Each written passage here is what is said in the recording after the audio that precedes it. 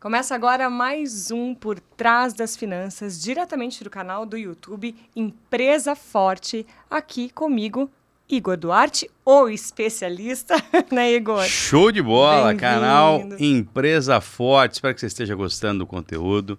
Já segue, já deixa o seu like. Se você quiser receber conteúdos que vão fazer com que a sua empresa fique cada vez mais forte. Nesse episódio vamos falar como escolher o financeiro, o gestor financeiro para sua empresa. Não é isso, Larissa? É isso mesmo.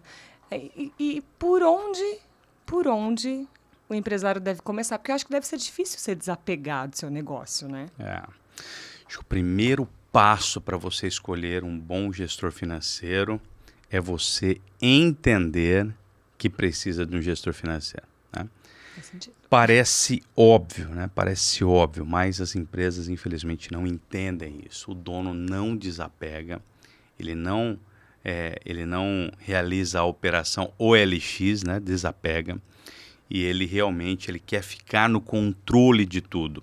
E aí aquele financeiro que foi contratado para resolver as questões financeiras da empresa acaba ficando refém, acaba ficando de mãos atadas, porque o dono da empresa não quer perder o controle.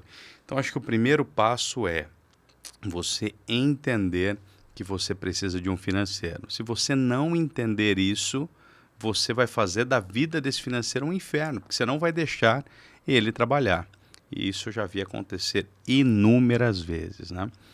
Um ponto importantíssimo também é você entender que hoje existem caminhos para você deixar as finanças também nas suas mãos. Você pode controlar isso por um software que fica na palma da sua mão, muitas vezes até uma planilha de Excel, numa nuvem, você vai poder ter acesso e vai poder ter as informações ali da sua empresa. O que não pode realmente é você ficar com aquele receio que alguém vai enxergar as informações da sua empresa e onde que isso vai parar. Então, esse é o principal problema. Quantas pessoas eu não conheço que me questionam, Igor, como que eu faço? Eu não consigo imaginar alguém de olho nas finanças da minha empresa, sabendo quanto eu faturo, onde isso vai parar. Então, acho que esse é um ponto importantíssimo que precisa ser um momento de reflexão para o empresário ter sucesso na gestão financeira da sua empresa com um terceiro, tá certo? E como ele pode quebrar esse medo, né? Onde ele vai procurar alguém de confiança, né? Que esteja ali lado a lado com ele, porque vai seguir junto, de certa forma, né? E que ele confie nessa pessoa a ponto de entregar os números, né? Os índices, os dados e as projeções aí de uma empresa. Bom, aqui acontece igual nosso pai e nossa mãe fazia, né? Certo. Ele deixava a gente na rua até às 7 horas da noite, a gente chegava às 7, depois a gente ganhava um crédito para voltar às 8, depois a gente ganhava um crédito para voltar às 9 e daqui a pouco a gente estava voltando meia-noite, né? Então, o que acontece no financeiro e que deve acontecer é uma escala de confiança, né? E essa escala de confiança começa com uma alçada de R$200 para um pagamento. Até R$200 você pode fazer o pagamento e só me comunica. Depois, se você tem essa necessidade de controle, vai lá e confere. Depois você aumenta essa alçada e você pode, inclusive, deixar 100% da aprovação nas suas mãos. Você pode deixar aquele financeiro só com acesso de consulta e para inserção de dados. Mas com o tempo você vai, né, aumentando aquela escala de confiança. Mas é óbvio, né, que o verbo, isso eu vi outro dia num podcast muito bacana do Marcelo Germano, que ele falava, o verbo para finanças não é confiar, é conferir, né? Então, a confiança ela tem que estar presente. E é importante que esse financeiro traga boas referências, que você consulte o que ele fez na empresa anterior, que você peça referências pessoais, porque a confiança precisa existir principalmente para aquele empresário. Vários eu conheço que já foram enganados pelo financeiro, mas tiveram problemas por quê? Porque deram margem para aquilo acontecer, tá certo? Então, é extremamente importante, tá? Extremamente importante essa escala de confiança ir acontecendo, mas você nunca deixar de fazer aquela conferência. Delegar não é delargar, né? Então, quando você delarga o financeiro, aí você dá margem para alguma coisa errada acontecer, né? E por mais que a pessoa seja, né, o ser humano mais honesto da face da Terra, né? Eu já vi situações extremamente problemáticas que o financeiro pegou um dinheiro da empresa porque a filha ficou doente, ele não tinha nenhuma alternativa naquele momento e ele tinha acesso do dono na empresa, né? Aí, naquele momento, depois ele tentou justificar, mas aí a confiança acabou, né? O vaso que quebra, aí já né? era, o vaso quebrou, ainda que você colhe, ele nunca mais vai ser o mesmo. Quebrou a confiança, acabou tudo, né? Tá certo? É entender também que esse gestor, né, como você disse, ele vai ser a pessoa que vai gerir o seu dinheiro, mas ele não é o dono do dinheiro. Ótimo ponto, né? O meu gestor financeiro não é o dono do dinheiro, não é mesmo, tá? Não é mesmo. E por mais que eu conheça vários gestores financeiros que tratam a empresa com mais carinho do que o dono, tá? O dinheiro não é dele. Então, ele muitas vezes não vai ficar preocupado, tá?